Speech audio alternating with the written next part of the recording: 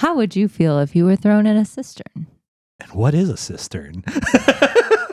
What is a cistern? Cistern? I never knew her. What the heck? It doesn't even make I sense. don't think it does even. Why not? Should a Christian smoke a Scooby Dooby Doob? How do we navigate times of uncertainty? And how do we build our lives with peace? If you find all these topics interesting, you should watch this. Or listen. No, I like the other.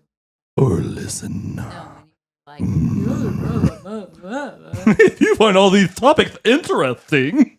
Yeah, just like that. No. Do it. It's funny. Your voices are funny. Not that one. that Yeah, one's bozo. Habit of mouth breathers. I have a student who is a mouth breather and she struggles. Like things that I didn't think I would have to do as a vocal coach is teach somebody how to not be a mouth breather and teach them like mewing exercises.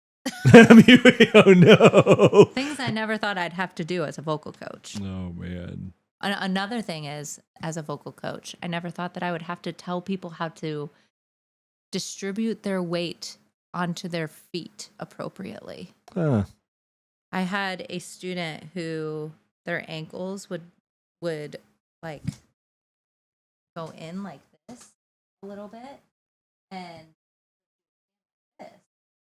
And I finally, after several weeks, I was like, hey, I want you to try and distribute your weight to the outside edge of your feet. It's such a weird habit to develop. And, well, it's because of the shoes that she wears. If you don't wear good shoes, it can mess up your gait like that. I'm glad and I'm she not. wears Crocs. And they really mess up. And like, actually, they're similar to the flip-flops that you wear, but she wears those all the time. Well, I might wear mine all the time too. But yeah, so I did that, and literally she put the weight of her feet onto the outside of her feet, and it completely changed the way she sounded. It's weird. I mean, I believe it though, because when I threw out my shoulder, I didn't think it would affect my movement as much as it did. But I mean, it's Your just whole body's connected, man. Yeah. But anyway, Most of it, anyways. Anyway, I have to do all kinds of weird stuff that I did not learn about in college, about stuff that I wouldn't have thought had to do with the voice, but it does. It does. What have you had to correct on Ben? I haven't. Ben doesn't want me to. I've offered recently to She's give never him said some that. pointers. Yes, I did. If you want me to give you some pointers, I can. That's what I told you, and you said, no, I don't want you to teach me. So she knows some things. There are some things. There are ways to be made better, Ben. You could be perfect. She doesn't like my singing. Oh, That's not true. I tell you, I love to listen to you sing. As she sneers and laughs. That's not true. On a very special episode of Faith No, Max. I love listening to you sing. This is going to be our therapy episode, okay? I'll be the psychiatrist that kind of pokes a little bit more than he should. Digs a little harder than he So, should. Ben, your wife doesn't think you're perfect. How does that make you feel? Terrible. Now, Jamie, why don't you feel like Ben is perfect? Well, you could just do better. In all aspects. Now, Ben, how does that make you feel? Terrible. Levi, how does that make you feel as our therapist? Well, sometimes I have trouble sleeping at night, and I think it's the anxieties of listening to you two all the time, and it's really starting to affect my marriage life. I just can't even look at my wife the same. I keep thinking she could sing better, but she never does. I've really started to resent her. It's a quiet resentment that's slowly building, and I'm getting really worried. Wait a minute. Back to you guys. I like how Ben sings. Yeah, it's all right. Pretty good. I like listening to Ben sing. He won't do it now, though. I don't sing. Ben, you have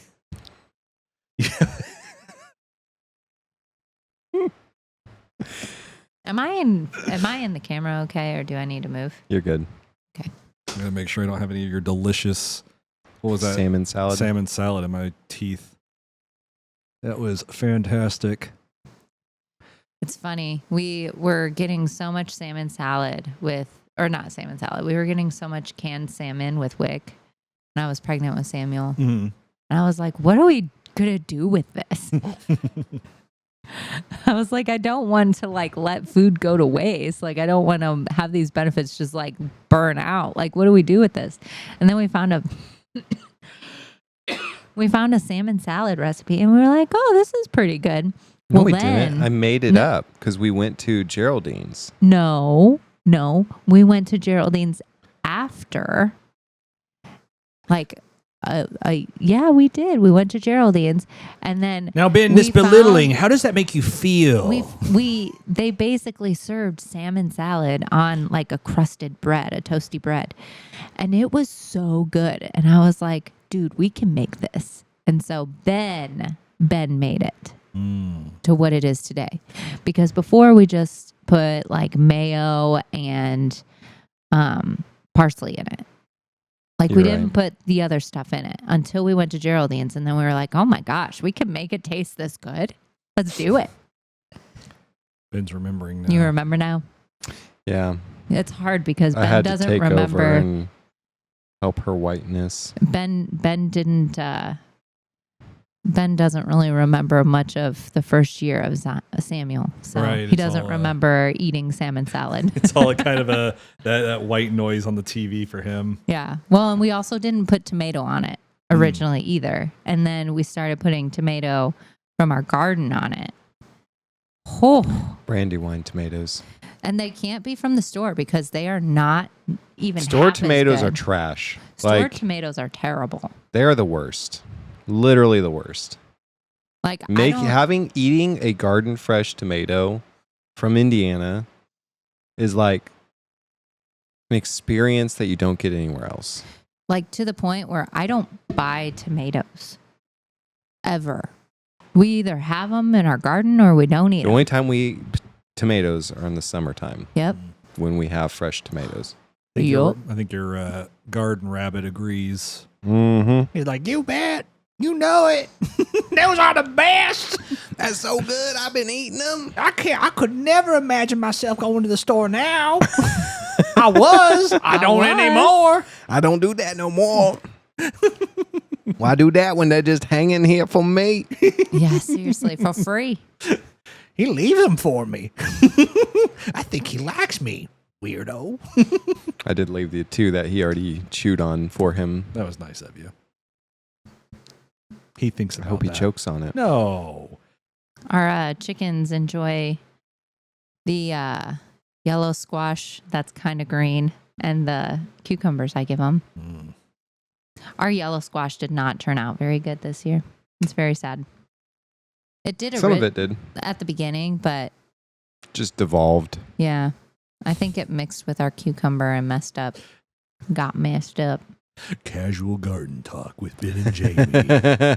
Personally, I thought the chives were a little bit low this year. They were low. They weren't about as firm as I like. Their stalks were a bit, because we dug them up. We dug them up. And our spuds, they were just too hard. We didn't do spuds this year. No, that's next year.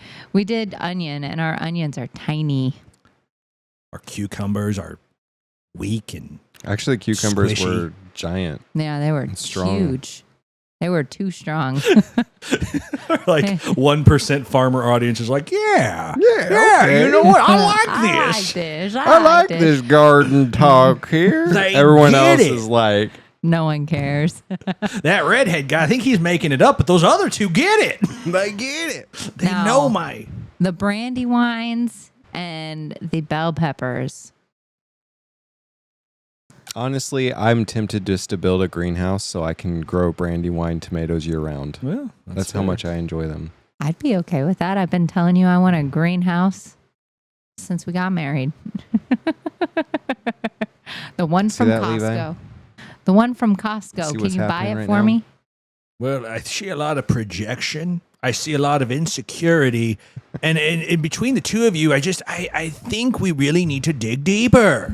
You gotta dig a little deeper. Now, this talk about vegetables, I feel like these are allegories, if you will.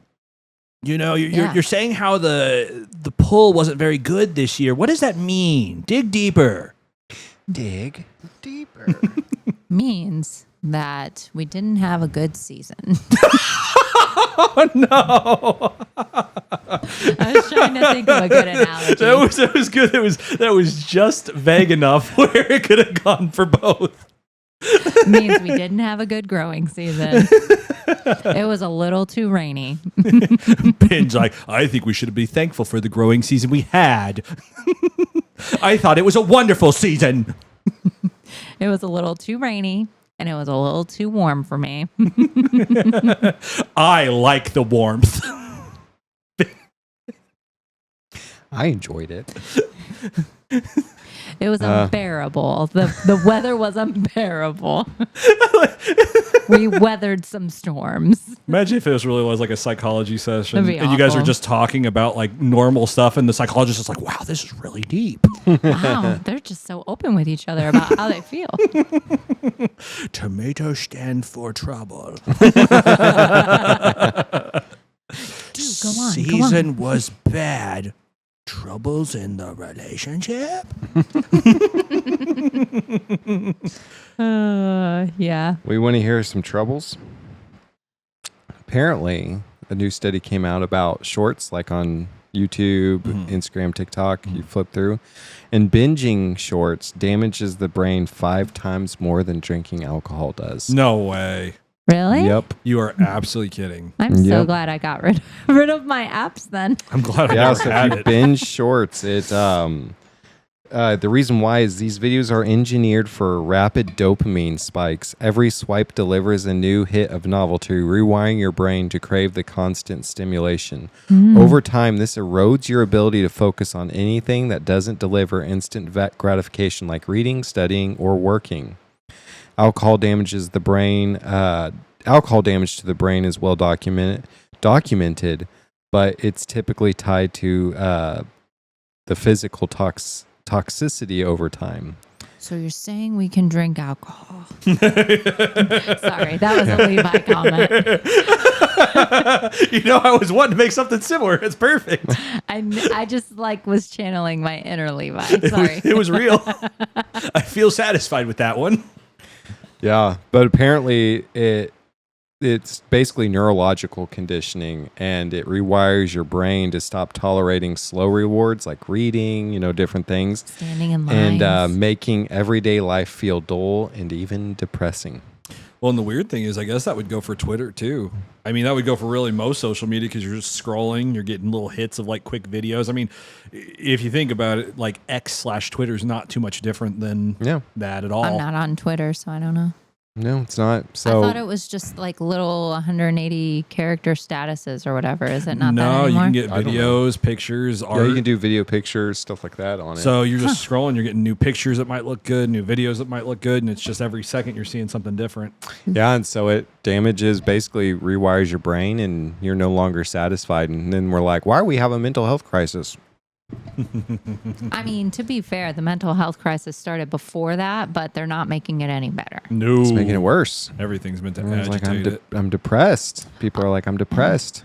Although I will say I've learned a lot of things from some of the shorts, like Yeah. some cool information and some interesting I think the key is not health fun binging facts. it. Yeah, not binging it. Wait a minute. You make shorts, Moderation. Ben. Yeah, I know. Hold on a minute. I know. I was conflicted when I read that. I was like, am I the problem? Am I the problem? Oh, no. Yeah, I so think and I think it's also like the content that you're doing too. Like, it's not. It's well, but just, I mean, like, I know it's the binging, but like, if you're Watching like, boring biblical watching- shorts, I mean, you're fine. You're getting something out of it. You know what I'm saying? Like, it's not super entertaining. it's a slow burn. It's like this podcast. That's why you need to watch the podcast because it rewires your brain and helps your brain get that We're slow healthy reward. For you. We're healthy for you. yeah, the reels are in Mind the podcast. and spirit. But I just imagine that it's worse for your brain if you're like watching more entertaining pieces as opposed to like informational and I don't know. factual, like documentary type That should be their next shorts. study. It should be another study because it's Personally, I think our shorts are fine too.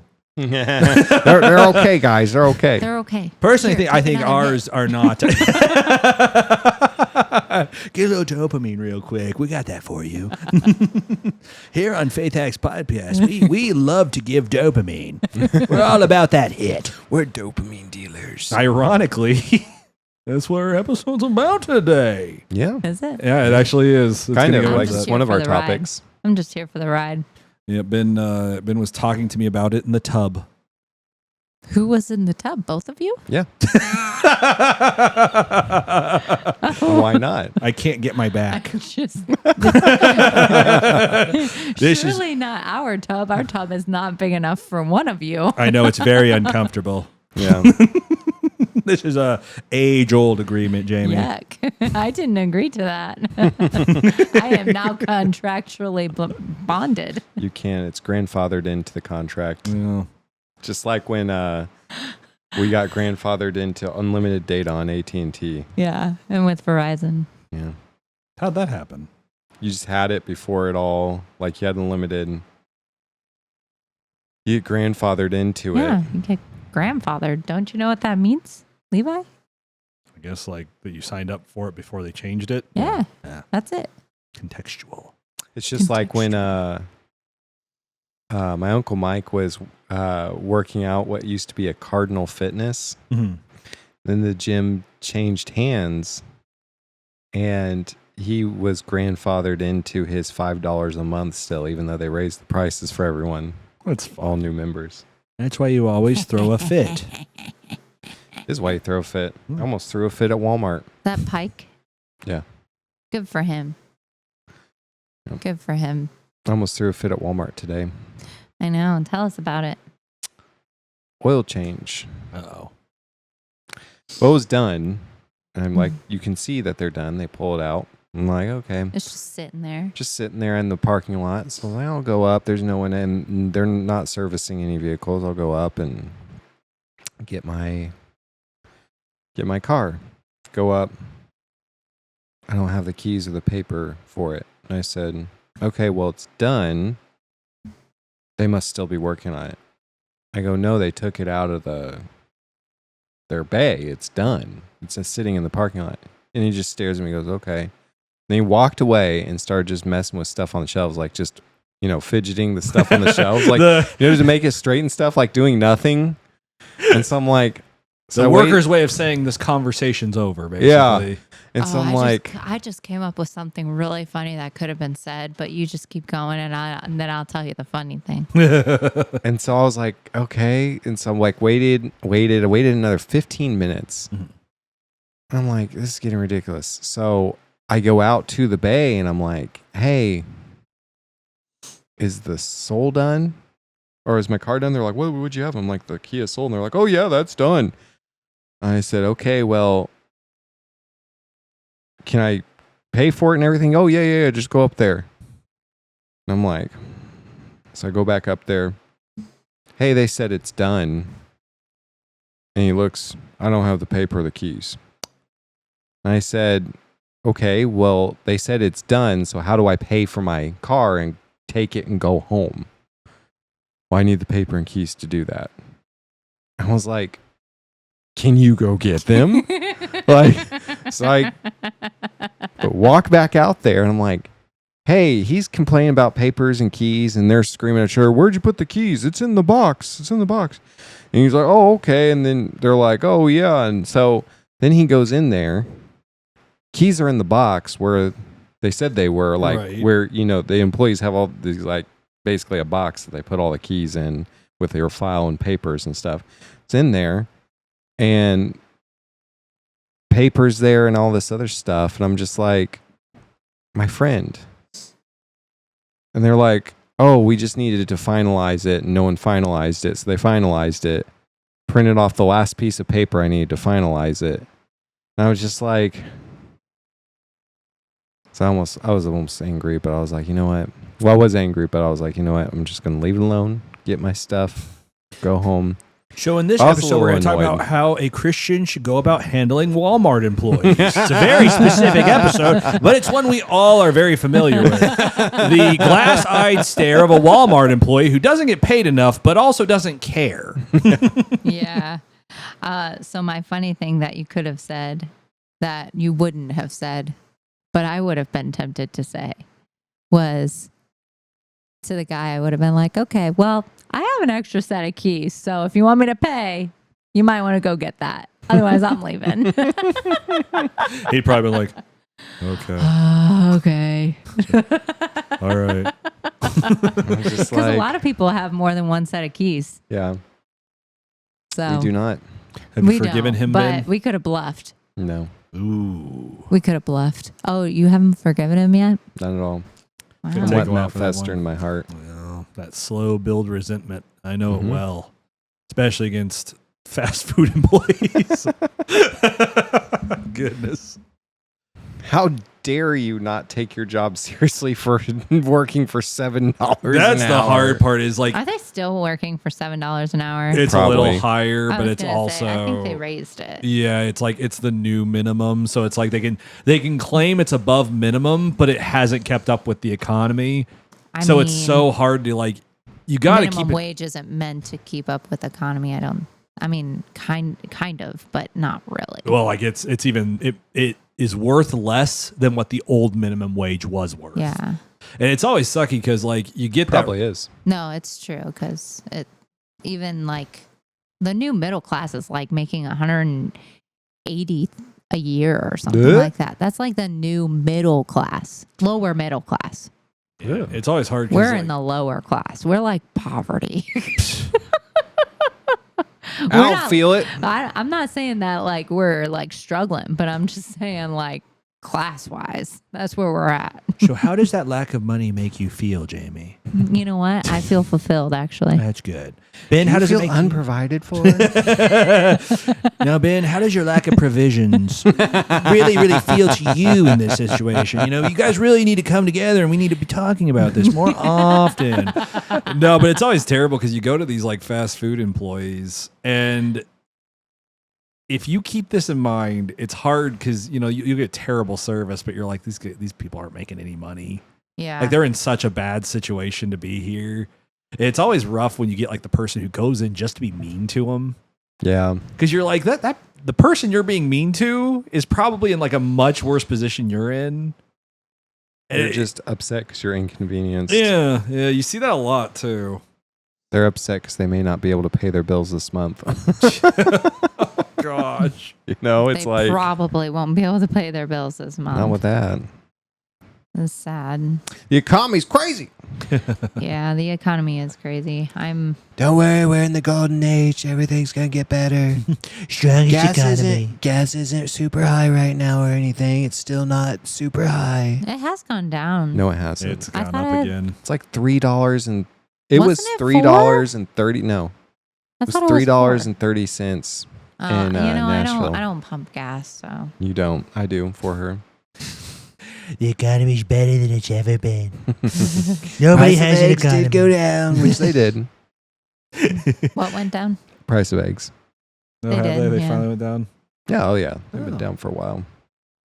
Yeah, don't worry. They'll come up with another reason to raise the food prices again. Well, they still are. Like people have been going on their Walmart app and comparing like a 2020 order to a 2024 Oh my order gosh, and it's like crazy. reordering the same stuff. One person literally said they got more than 100. twice the It was like price. 130 some odd % increase on it. It Yeah. went from like 100 some bucks to 400 some bucks. Yeah, Crazy. yeah. So how does Crazy. a Christian go about handling such a bad economy? Those who trust in the Lord will not be disappointed. The Bible also says that. Look at that. He has it right off the bat. He's like, let me just fall right into this. Let me get right. I It's know. fun how that's where Ben's the most comfortable. It's a good thing to be. It's just like you get him in the Bible. I'll never forget. There was one time he was doing a huge wedding. I mean, absolutely ginormous. It was like a stadium full of people. Our wedding? No. No, much bigger. I went, well, in a nice way. Your wedding was big. Much bigger. I've been to smaller weddings. Much bigger, more important. No, much better. It was a very more beautiful. More elegant, more beautiful. More demure. They didn't serve people hamburgers at their wedding. Hey, I didn't hear a single person complain about a hamburger. This psychologist needs some work, man. He's like digging things up. No, but it was just a really ginormous wedding, and you could tell that Ben, he gets up there, and he's done a lot of public speaking. He's relatively good at it, I would say. Yeah, I'm not. I don't like to either, but he gets up there, and you could tell that the size is kind of getting to him because it's huge. I mean, Was we're it talking getting to you? a little bit. He was getting a little bit shaky in the voice. I want to hear Benny. Ben, was it I getting want to to you? make sure this is a real story because he's not I saying don't. anything. I don't remember. Like I feel like I You was a don't remember little this nervous. He No, was- I know Okay. the event. He was Okay. a little. I feel like I was a little nervous, but I wasn't like. So he was shaking a little bit, and you could hear it in his voice. He was a little bit shaky, but it was interesting because the moment he got into the word, complete comfort. The shakiness stopped almost like either immediately or almost immediately, and I'm it was surprised just. you remember that, Levi. I thought it was always. You It always weren't kind of saved. stuck out. Well, it was always kind of stuck out to me because it was like you could tell that is where his comfort is. Is like that's and it's a nice because it's like that's where it should be. You know, when you get into the word so much that becomes your safe place, that's a great place to be. That's true. And I thought that was really, it always stuck out to me because I'm like, that's really powerful to be able to stand up in front of all those people. And, you know, because I think everybody's had a bit of a public speaking moment where you're shaking a little bit. Every time I talk in front of a group of 10 or more. Right. And it's just like, you could tell that, and this was maybe over 100. I mean, it was a lot. Well over 100. Yeah, it was a lot. Our wedding was 130. Yeah. It was a lot of people. And So if you're saying our wedding was small, yeah. Like, I mean, this was a very large wedding. And so, and Ben, I don't think he's ever had problem public speaking. So for him to be like, you know, but then again, it was just that moment he got into the word, the moment that happened, it was just immediately gone. All that fear, all that anxiety went right out the window. And he just gave a great, I don't know what you call those, wedding speech, wedding sermon. You, oh my gosh. Do they have a name? Yeah. What do they call? I don't Officiate know. it. Yeah, You that's the officiate word. it? Yeah. Yeah, it did a great job. I It was just thinking of the one for funerals. as a movie you shouldn't watch, Zoolander, the Googly, the eulogy. That's what I was thinking. I was like, eulogy. it's not the eulogy. well, for That's- single men, yeah. it is. I mean, it's pretty much over at that point. Kiss goodbye to your fun.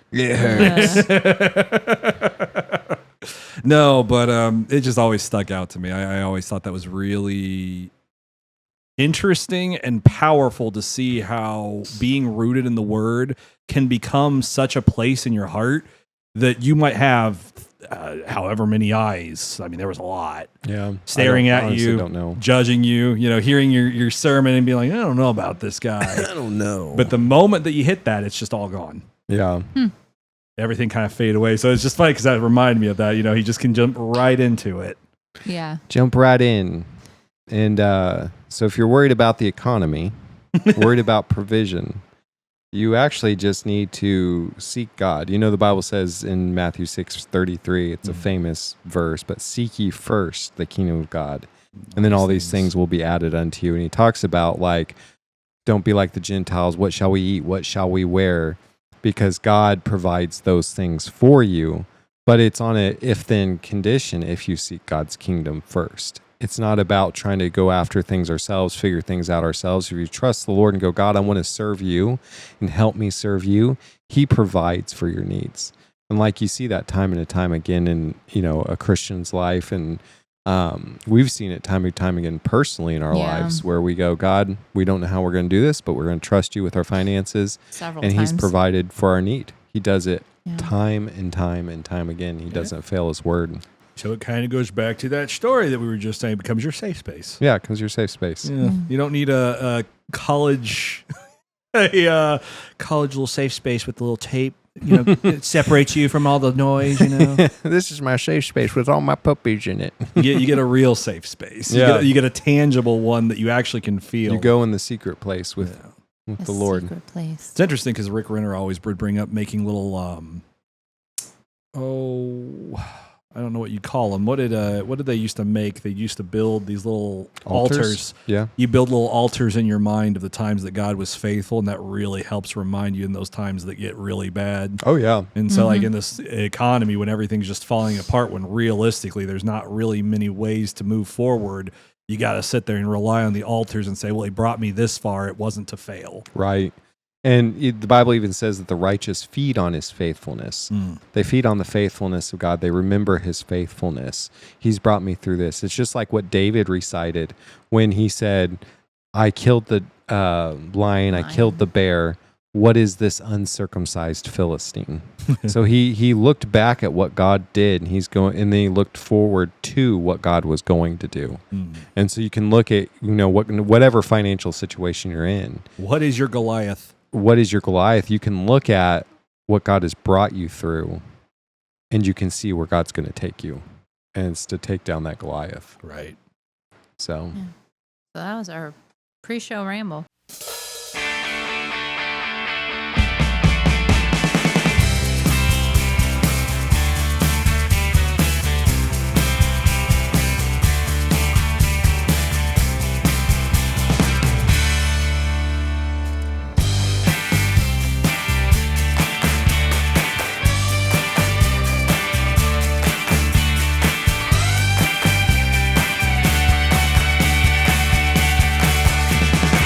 You guys want to hear a story? What kind of story is it? What genre? And if it had a movie title, what would it be titled? Start with that one. That sounds fun.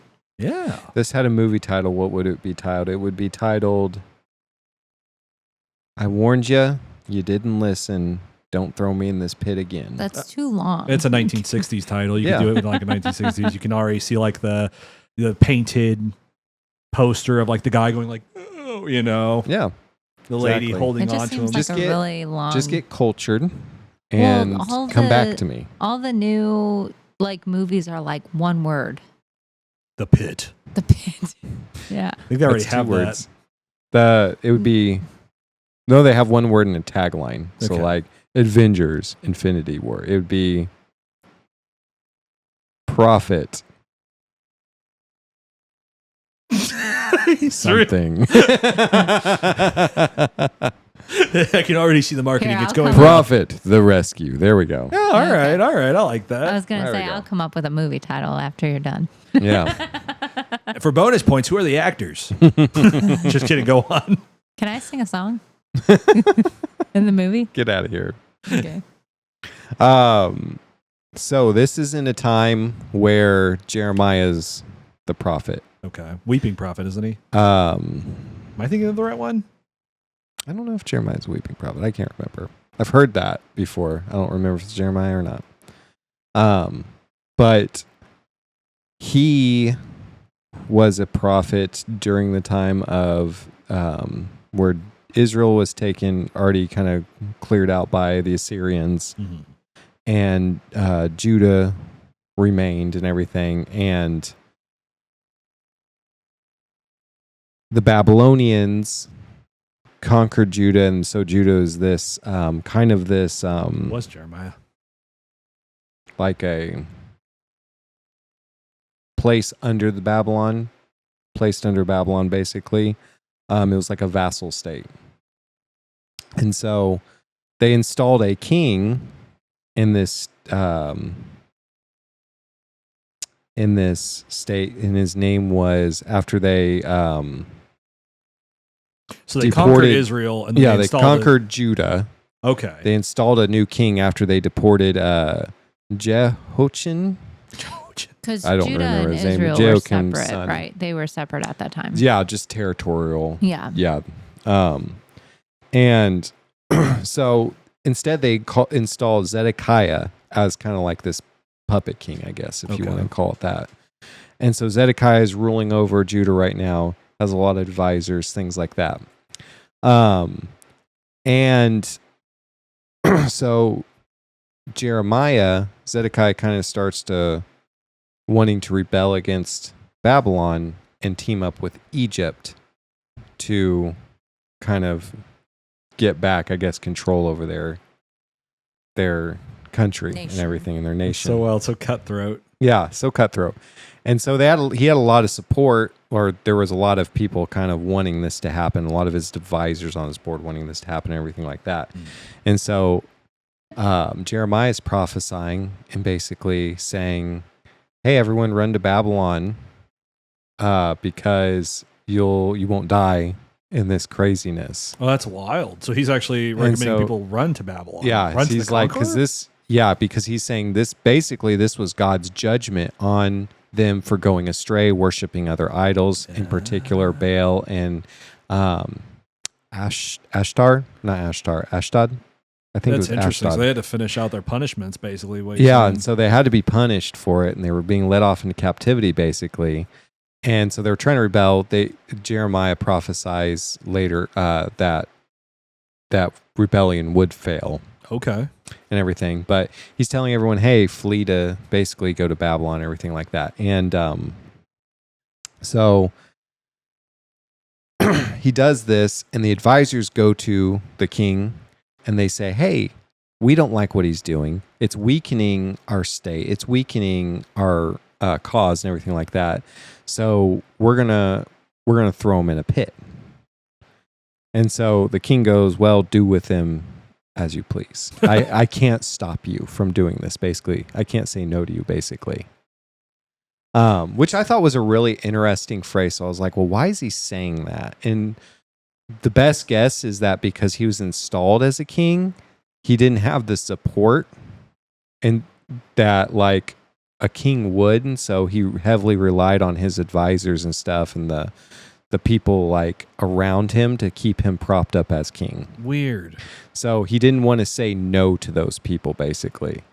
And so kind of just a king in name only at that point. Pretty much. And so the officials were like, hey, we need to throw him in this pit. But they didn't want to kill him because, killing a prophet's taboo.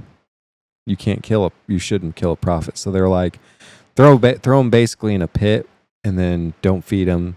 And it's your way around killing the prophet.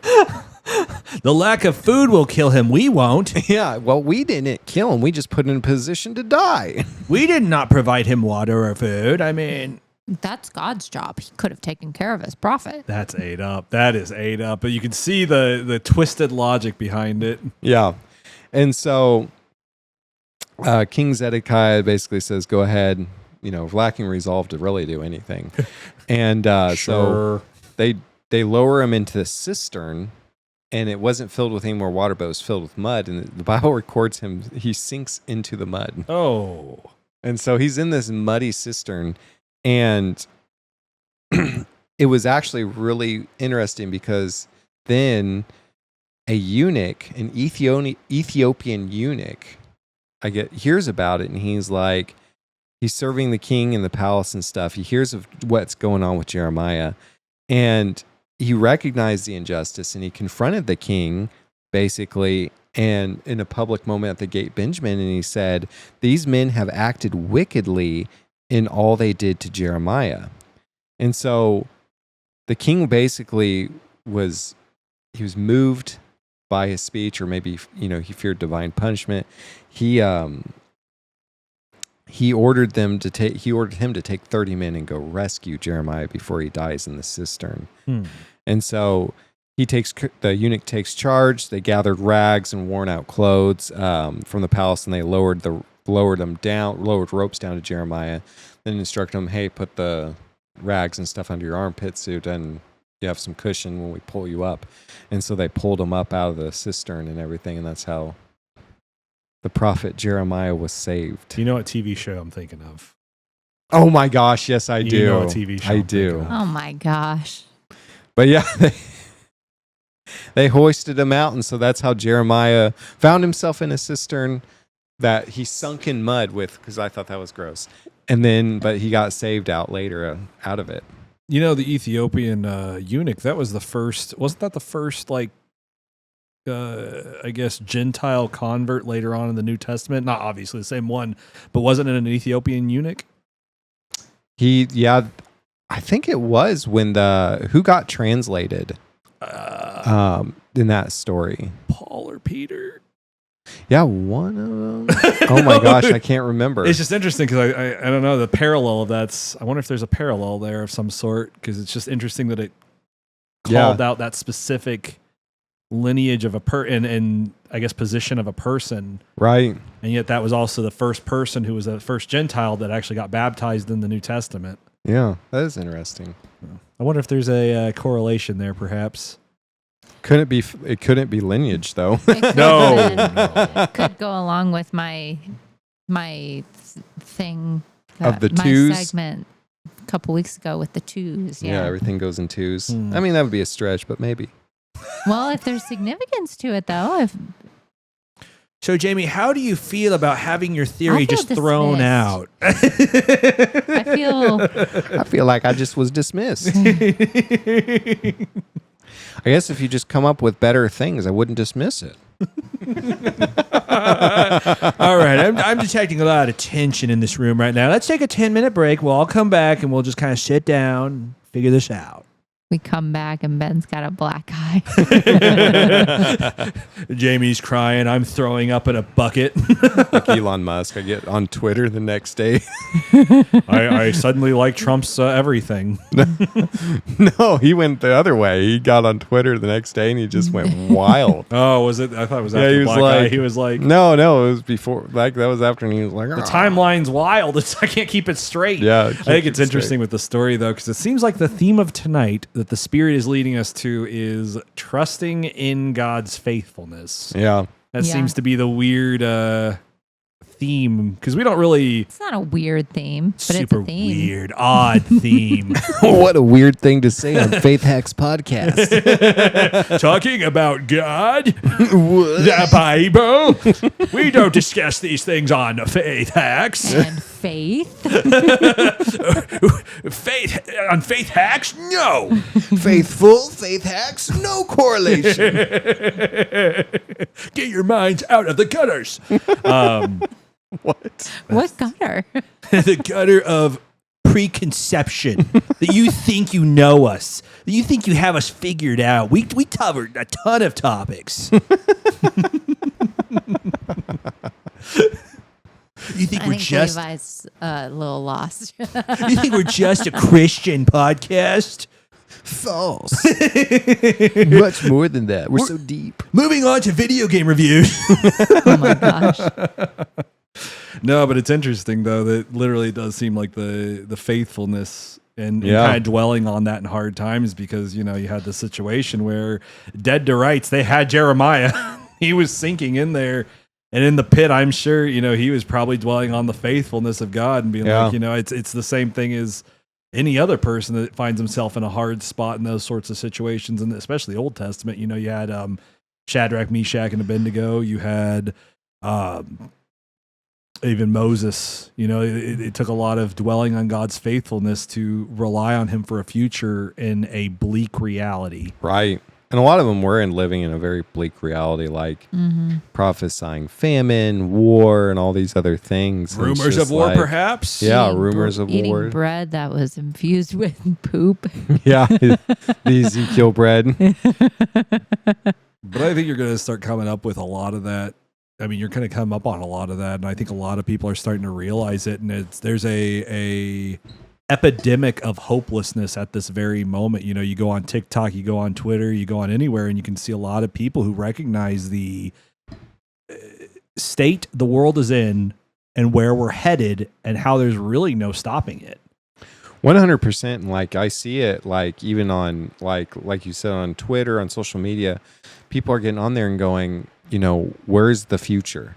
And they're, blaming this, blaming that, blaming boomers and all these other things of like all this stuff happening, but it's like, and no one has hope for a future because they're like, it's been stolen from me. Well, and American it has, dream isn't in the a lot of American ways. dream. In a lot of ways, it has been stolen. In a lot of ways, the realistic, state of things is there is no hope, and you're not going to find hope in the world. You're not going to find hope in worldly systems. It's one of those things where you need to be looking at where you find your hope and where you expect your future to come from. Right. This kid gets on here and he's talking about, and he says they tell us to stop eating out and rents $2,000 a month. Oh, save for retirement, and you can barely save for next week. Go buy a house. Every house is $500,000. And he says, I'm not asking for a handout, man. We're asking for a fair shot at our life. Right. Yeah. And it's just a sentiment that I see a lot of people struggle with now for good reason. It's one of those things where if you don't have a hope in Christ, there is not going to be a hope in this world. That's for sure. Well, in the Bible, it illustrates kind of this idea of, there was a guy who built his house on sand. Yeah. And there was a guy who built his house on a rock. And when the storms and torrential things came, the house of sand, it shook apart. It failed. And you can look at the world and how everything shifts in the world. Our economy shifts. Job situations shift. Our health can shift. All these different things are sand. In other words, they all can shift. And they do. And they do. And people put their trust in a job. They put their trust in the economy staying the way, strong. They put their trust in things staying the way they were or have been. And then all of a sudden a shift happens. And now everything they've tried to build, everything that they wanted to build has been fallen into ruin because of this shift and because of this shake. Right. And so then they're like, well, I have no hope because all my plans, everything I put my trust in failed. Yeah. And go ahead. Oh, I was going to say, if 2020 taught us anything, believers and non-believers, it's, you can't rely on those things. Like you have to have, you just can't rely on your job. You can't rely on things staying the same like that. Like one big disaster happens and it's all gone. Yeah. Well, I think what the Bible and what Jesus offers is not like this won't happen. It's even though this happens, there will be hope. Even though this happens, there will be another day. Even though this happens, I have a future and plans for you, and they're good. Right. It's not that none of this stuff will happen, that you'll be protected in the sense that you are in Christ. Right. But you're going to have the ability to weather the storms that other people won't. And you're seeing it now. And you'll have peace through those storms too. Exactly. A Jesus peace that passes all understanding. Right. One of the stories in the Bible, one of the accounts is Jesus sleeping through the storm. Right. And the big thing about that storm is it's,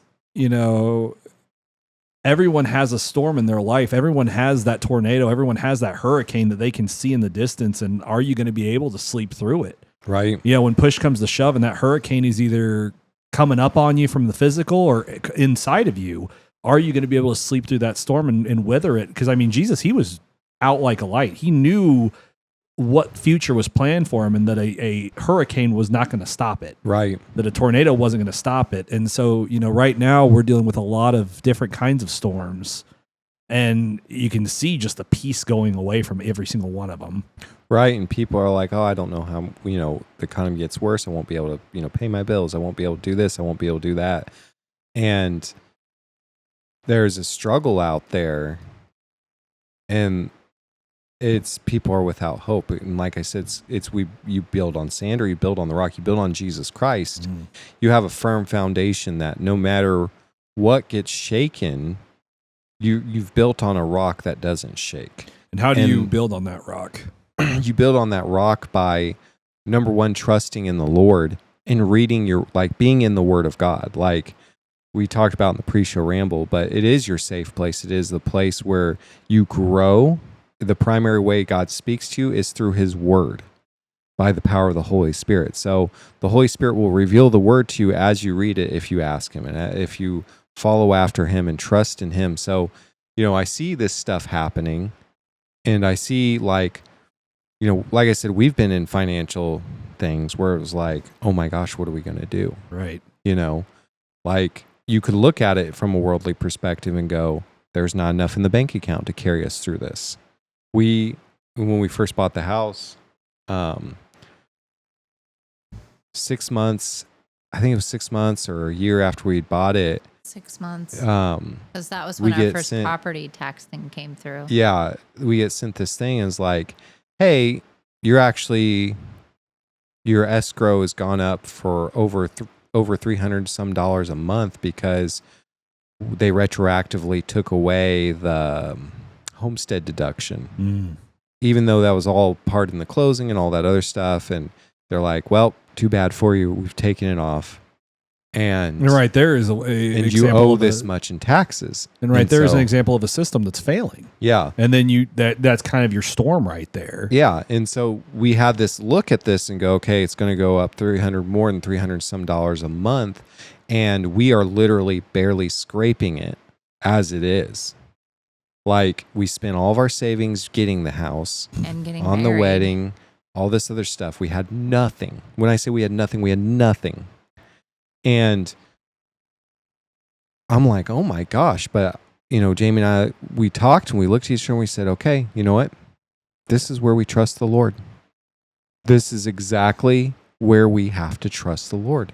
Because anything in of our own selves, we can panic, we can do all this stuff. But if we trust in the Lord, He will watch over us. And we're going to continue doing what He wants us to do. We're going to seek His kingdom first. And every month, we had more than enough to pay our mortgage and to save. And so God provided for our need in a big way. We weren't going around to tell everyone we need money and all this other stuff. We didn't tell people. We were just like, Lord, we're going to trust you. And God provided in a very supernatural way in our life every month. And so you weather those storms, you go through those storms. It doesn't mean they won't happen, like you said. It means you have perfect peace and that you can trust the Lord, that He will provide for you and that He'll do what He says in His words. He's faithful to His word. Right, because in that account, that storm wasn't an illusion. It was a very real storm. And I think it's easy for people to have the faith when they aren't faced with the storm. It's one of those things where have faith when you don't need it. Exactly. Yeah. It's even... I think everyone's, had to deal with a close tornado, especially, in areas that have tornadoes. Right. And it's one thing to be like, okay, I'm safe. But then the moment you hear those sirens go off, it's interesting because those sirens are actually made to cause a fight or flight response. They're made to make you panic. It's like, oh my gosh, it's coming. Yeah, it's made to get you to move out of the area or get into safety. And when you hear those sirens, the first one goes off, you're like, okay, I'm still safe, but it's that second siren where that tornado's in the area. Right. That's close. And, I feel like a lot of people at that point, that's when the panic sets in. And you have these disciples that were genuinely panicking. They had seen the powers of God. He was right there in the ship with them. And still that storm was enough to scare them. And it's just like one of those things where, we have like we were saying, you have a lot of storms going on and you need to prepare yourself for when they hit. Right. Because if you find yourself unprepared, those disciples were pretty darn prepared. And they still fear that storm. Right. It's one of those things where you could have a storm coming up on your life. You might not even know it. And are you in a spot where you can rely on the word to carry you through that storm like that boat? Right. So. And that's the important thing is like you need to be rooted and grounded in God's word. You need to be rooted in Him to go through stuff like that and to go, I'm not going to fear. I'm not going to panic. Like we look around at like, our energy bill, we look at all this other stuff. Our energy bill to heat, just to cool a less than 900 square foot area, because our home isn't that big. What is like has been for 2 months now over $200 some odd dollars. Insane amount. Like we weren't paying more than like $120 when we first moved in at the height. The heat, the height of the heat of summer, and it is more than doubled. And you look at it and you go, I can panic over these things. I can go, oh my gosh, what are we going to do? And like they're talking about rate hikes again. Okay. And all this. It came through the mic really weird. I was like, what are we talking about outside? they're talking about rate hikes again for AES and all this other stuff. And you just go,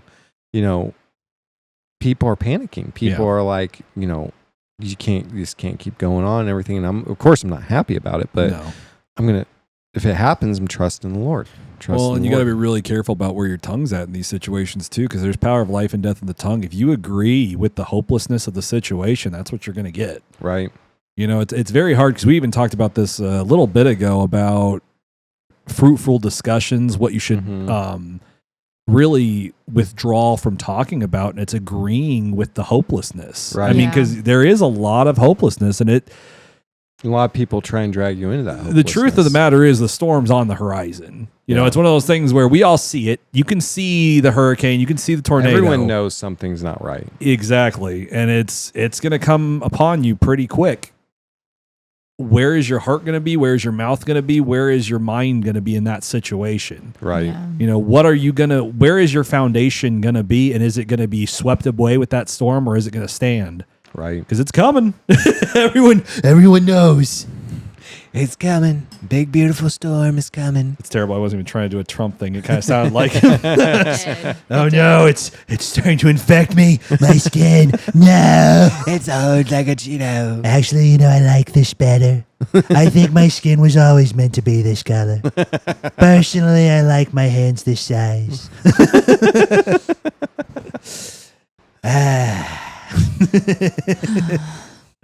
I got bit by him the other day, and I started feeling weird. I started craving millions of dollars, and I keep it's like a sneeze. I keep falling back into this. Anytime I look at the full moon of a dollar bill, I can't help myself. I start to change. Jamie, do you have any money? I'm feeling cold. Sounds like you have more money than I do. I need to. Oh my God. Wow. Just imagine like Trump biting people and people just getting like turning into like Trumps.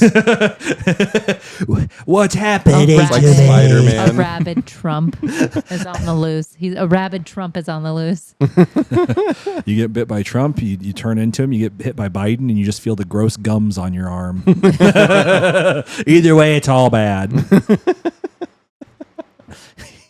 Oh, speaking of bad. Oh, moving on to another topic. Should the effects of weed is bad on your mind and body. Wait, what? That's Is my that our segue. I'm not even trying anymore. Go back to the werewolf Trump thing. I like that better. Should Christians do drugs? Yes. Like smoke weed? Absolutely. God made them. He made the drugs. Why would I not partake in what God made? Some Oh. might argue that Jesus did drugs. Wait, what? No, I'm just kidding. Oh. I actually didn't know, because I won't even alcohol. joke about that. Sorry. You no, do- that's the alcohol argument, though. Oh, yeah. Oh, I Just thought- drink it so I can do it. I thought she was going to go, that's the alcohol talking. I was like, Jamie. So back to the therapy. Yeah.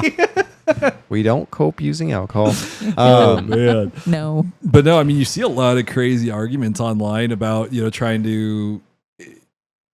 It feels like anymore people like to frame the Bible more than they like to read it. And Yeah. they like to make arguments to defend the lifestyle they're currently living in rather than turning from the sins they're doing and living a new life. Right.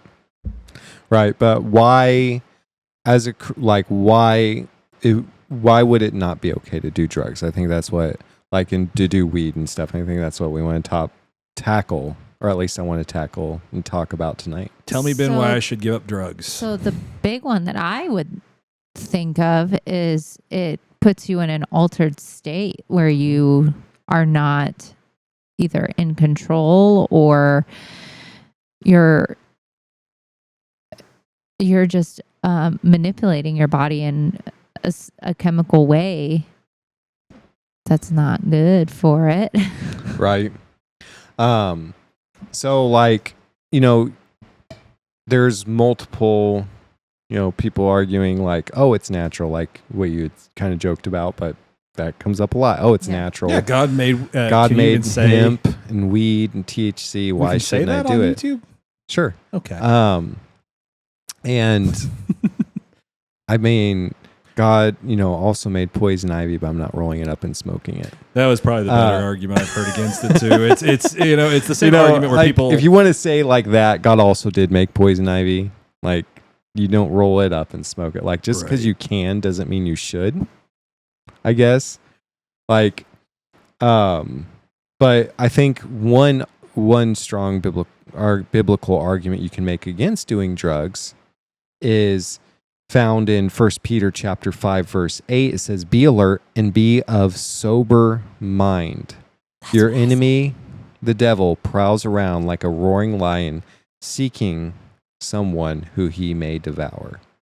In 1 Thessalonians 5:6, it says, "So then let us not be like others who are asleep, but let us be awake and sober."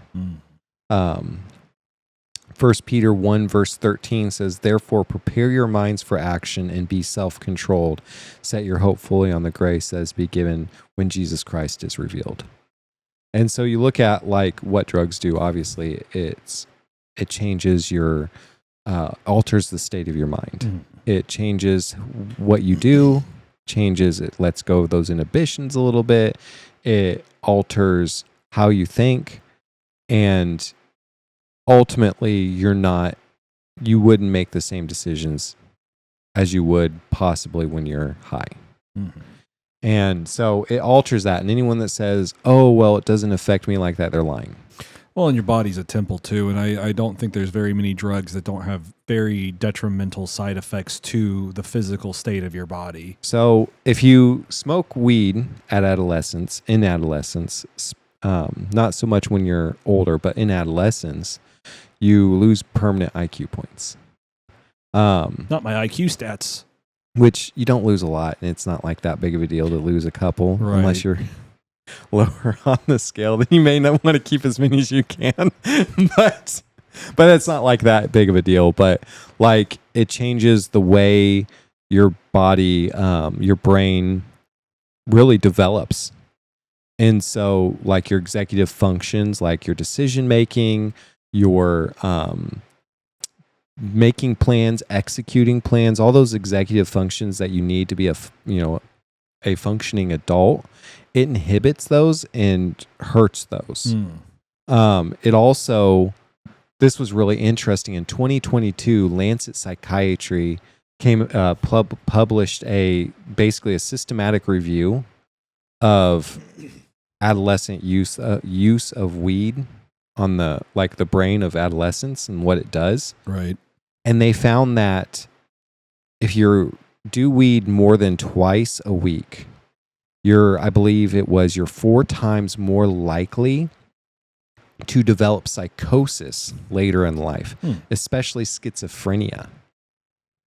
And major psychosis episodes like schizophrenia, depressive episodes, and major anxiety disorders. Weed has also been linked to anxiety disorders and perpetuating anxiety. Well, yeah, because eventually that becomes your natural state. I have a person I'm close with that, used to do quite a lot. And it always unsettled me how he would be more normal on it than off. Define what you mean by that. So it eventually became a natural state. Like it got to the point where this person could drive better on weed than he would off of it. Okay. So that's also because I think in a way you're more relaxed when you drive and you're not as anxious. And I do a power of choice program, as you know, but viewers might not know. I do a power of choice program where we talk about making healthy decisions, and kids that get caught with vapes and drugs and stuff, they do 4 classes with me on how to make healthy choices. So I've researched a lot on this topic. But it helps you like calm down and relax, but it affects your timing. Oh, it yeah. affects everything. So when you say drive better, No, I don't mean he's driving better. It's that he's more relaxed when he drives. That's what I meant. I don't mean that it actually improved his driving skill. It just became his norm. Right. Whereas if he was off of it, his anxiety would be so off the wall. Not because his anxiety was naturally there, but because it became there. Do you see what I'm saying? Right. And like it was used to hold those things that were not as a coping mechanism. So those things were there, and what that did was it covered them, and it kind of pushed them down, kind of, right, got them all there. But eventually, those things, you put enough force on something, it's going to burst out. Right. And so it got to the point where when he didn't have access to it, it became much, much worse. Right. And actually, it's linked to anxiety. It's linked to those things. So it's like a horrible cycle. When you do it to cope, then you feel better in the moment. And then after that, you need more because you're feeling anxiety again. And so it becomes this cycle, and it actually worsens your anxiety. It can worsen depressive episodes and stuff because you end up withdrawing a lot of the time. You end up falling more into it rather than using less of it.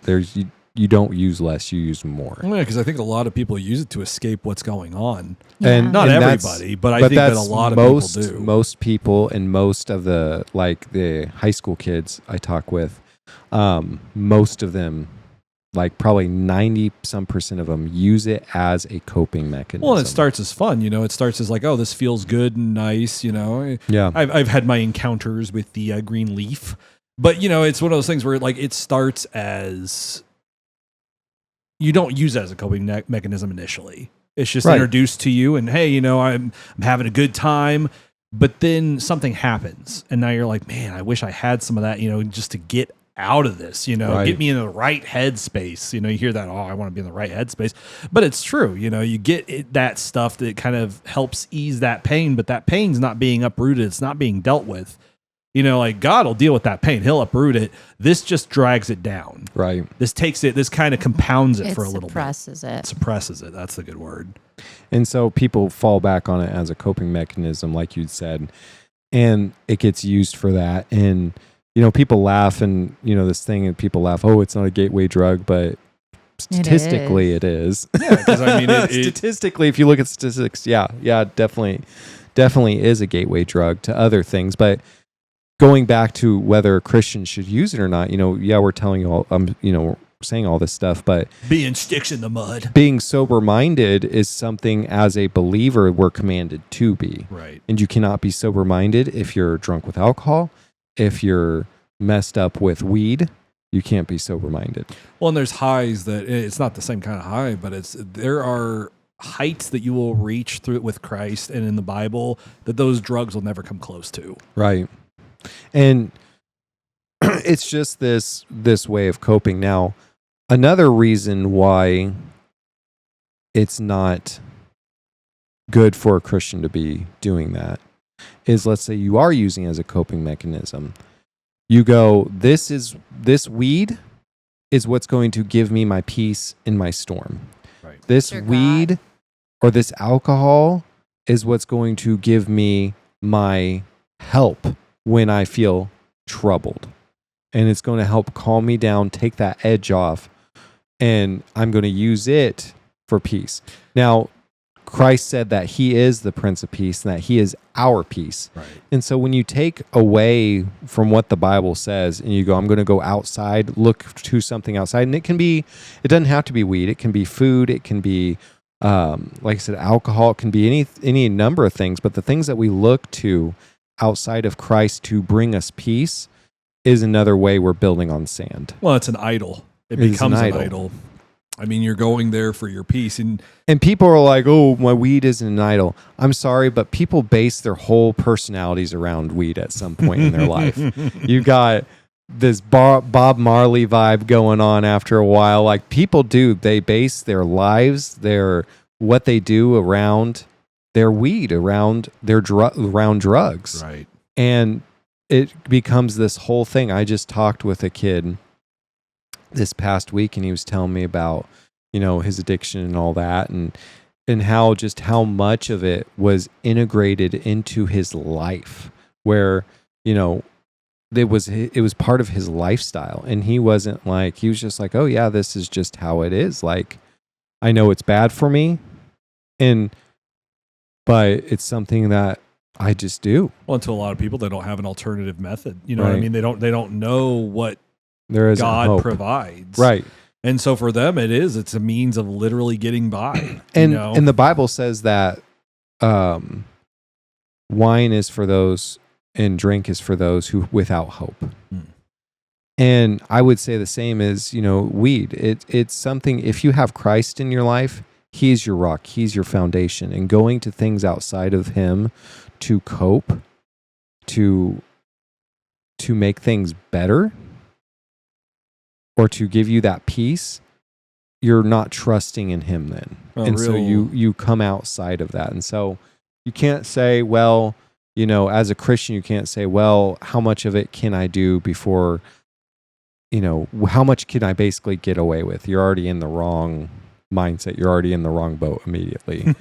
It's like, I love God enough to obey his word, and I fear God enough to obey him. Right. And if I'm questioning whether or not what I can do to get away with how much of something I can get away with, making excuses for it, or making excuses, I need to reevaluate and go, you know what? There's something wrong where Lord, help me to love you and help me to fear you. Well, and I think a really good and easy test to see kind of what your crutch is in a bad day, in a bad situation. Where's the first place you want to go? Right. Is it to weed? Is it to alcohol? Is it to video games? Is it to entertainment? Is it to food? To food, yeah. I mean, it could be a lot of different things, and it's that is the idol in your life. Yeah. Where you want to seek that safe place. That's the place that's going to be your God. Right. That's a good litmus test for it. I thought it was called litmus. Litmus. Yes, I couldn't even say it, but I thought that's what it was called, but I was worried that it wasn't. I was like, what if litmus? That sounds like some sort of disease. I'm not going to say that. I ain't going to say that. I'm not going to pretend to be smart, be exposed. No, but it is a very interesting thing, and especially in our society, it seems like we have a lot of different vices that are very easily provided, right, and easy to pacify you, and it will get you to the point where you're just living, but not. There's no hope in it. You're just going to be. You're living, but you're really not living. Exactly. It's this, and it really made me want to cry. This, kids talking about in the last session we had and stuff, and I'm just like, this is horrible. Like, this is just awful what's happening, and it's just drugs do some stuff to people that is just, it's horrible. You watch good men turn into monsters. You absolutely watch good people turn into monsters. You watch, and I know the Bible verse says, there's no good but the Father, and that's true. But I'm just talking about, you watch people who are genuine, people who are kind, that just turn into monsters when they're on this stuff. He even told me, he's like, well, I go, so what path? Because what path do you see yourself on? Like, where do you want to go? And he's like, well, I want a family and all this other stuff. And I was like, okay, so where are you going to go with the habits you currently have and what you're doing right now? He goes, well, I'm going to turn into an a-hole, is what he said. And I said, well, why is that? And he goes, well, because that's what it, I often just become just a horrible person when I'm high. And I'm like, so is that where you want to be? No. I go, are you going to, so you're looking at it and like going through it rationally with him, trying to like get him to, walk through it with me of like, where does this path lead? Because every path leads somewhere. And, sin leads to death. Christ leads to life. And so I'm asking him about where this leads and everything. And you can tell you're addicted, and you're talking to someone who's addicted to something when they know it's bad for them. They know the outcome will be bad, but they continue to do it because they're addicted to it. Yeah. And so that's something that only comes the success I've seen people getting out of it is through a relationship with Christ. That's the only way. And people coming out of addiction, coming out and being set free from it is through the power of Jesus Christ. And so, well, the problem is there's hope when you're in it. There's hope when you have addiction if you turn to the Lord. Well, and you get like those, you don't have to stay in it. You get those various like Alcoholics Anonymous, various drug anonymous. There's not going to be a salvation in those, right? Because the first thing they'll have you do is admit what you are.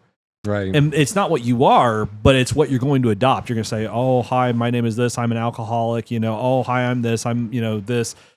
They're letting your identity be wrapped up in that, but there's not going to be a freedom from it. Literally, the only way you get free from this stuff is through Christ, because he makes you new. He doesn't just cover that up. Right. He doesn't make that your identity. He gives you a new identity. He makes all things new. Right. And it's old things pass away and all things become new. Right. And so it's hard to, you can't offer people hope when you send them to these various, addiction things. Because, I've seen it time and time again. You get these people who go to these, and from the multiple times I've seen, I'm not saying this is every time, but I've seen a lot of them where it's like eventually they relapse and they overdose. Right. Eventually they relapse and it's over. Right. It's because there's not a new identity. There's not an uprooting of the issue. There's not a new life taking place there. You're just saying, I'm this and this is how I'm coping with it. Right. And that's what the world can offer. They can offer you to cope with it. And some people can take that and they live with it the rest of their lives. They live with that, wanting it the rest of their lives and everything like that. But I know people who were seriously addicted to things that made new. They don't have those things because God has taken those things. Right. And when there was temptation, they would turn to the Lord and he would help them and make them new. And like you see so many people if you work in it, it's a really sad place to be. Like, cause you'll just see people time and time again, relapse. And you love, you rejoice in the times, and those are so special when they don't. And they move forward and everything. But the most success I've ever seen by far is hands down people turning to Jesus. Right. And loving the Lord and going to him with their brokenness, with their addiction, and going, God, I need help. And God setting them free. Right. And it's a diligent following of it. Like you Yeah. can't, some people it's immediate. They Right. turn to Christ and it's gone. Some people it's a little bit less so, but it's one of those things where as you follow Christ, as you're diligent, he will reveal a truth to you that will uproot that. Right. And he'll, as you follow after the Lord, but again, I think that's a key word is diligence. People aren't diligent with their walk. People aren't diligent to maintain the relationship with the Lord. Quick to give up and very, very quick to change their speech back to the negative. Yeah. It says life and death are in the power of the tongue. Right. It's like how much in your situation are you speaking life? Right. So, yeah. So should Christians do weed? Should Christians do drugs? I would say absolutely not. And, Shocker. What a crazy I was going to take. say, dang it. Jamie rushes downstairs, throws away something, comes back up. All right, I'm back. It's a topic near and dear to my heart. Yeah. And so, You just had your first POC yesterday, too. yeah, the first one back, it's when school started back up. Yep. So we overcome by the blood of the Lamb and the word of our testimony. And Christ came to die. He came and died to set us free, to give us new life in him. And so I want to encourage you. The Bible says that those who call upon the name of the Lord, they will be saved.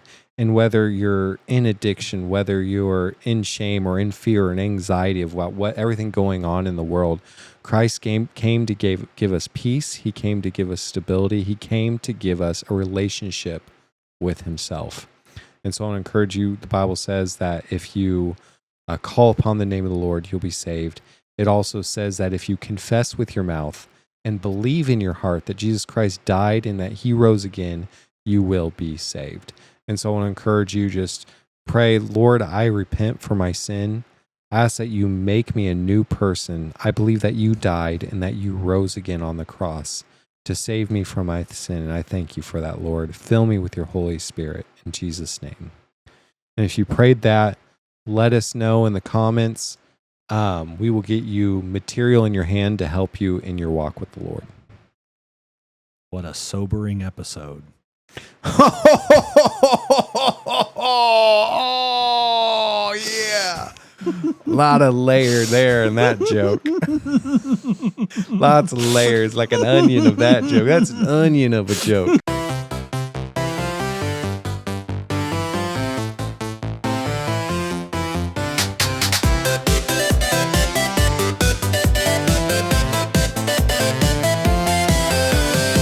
They lowered Jeremiah down into the muddy ground.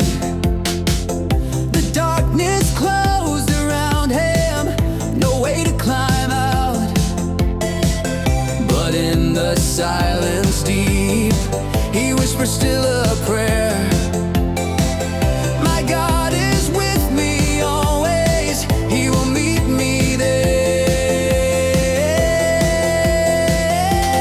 Out of the pit, out of the night, you lift me up and shine your light. When the world says, give up, give in, Lord, you give strength to stand again. I will trust you, I will not quit. Even in the cistern, your hand won't slip. Hard times press on every side. Storms rage, the waters rise. But you're my firm foundation, the rock where hope abides. The world may chase its pleasures, in smoke and pills they fall. But we are set apart, Lord, you are better than it all. Out of the pit, out of the night, you lift me up and shine your light. When the world says, give up, give in, Lord, you give strength to stand again. I will trust you, I will not quit. Even in the cistern, your hand won't slip. Chains can't hold me, fear won't bind. Your word's alive, it guards my mind. No poison, no darkness, no counterfeit high. Only your spirit can satisfy.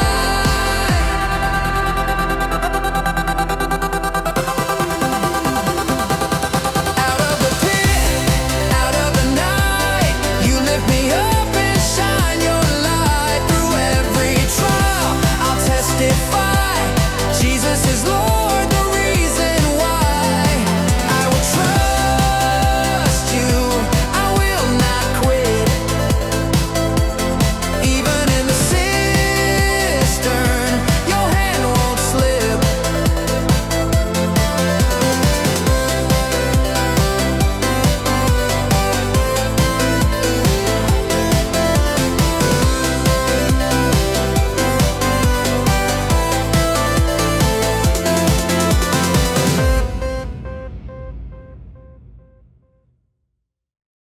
If you find these topics interesting, you should pull up a chair, get nice and cozy, maybe even grab a drink and watch this or listen. If you find all these topics interesting, you should watch this or listen. Recording our audience? You should get real comfortable and get over here. Get real comfortable and get over here. Grab a drink, get over here and watch this or listen. Ew, that's icky. Ben was icky. He was courting our audience. My mom watches this.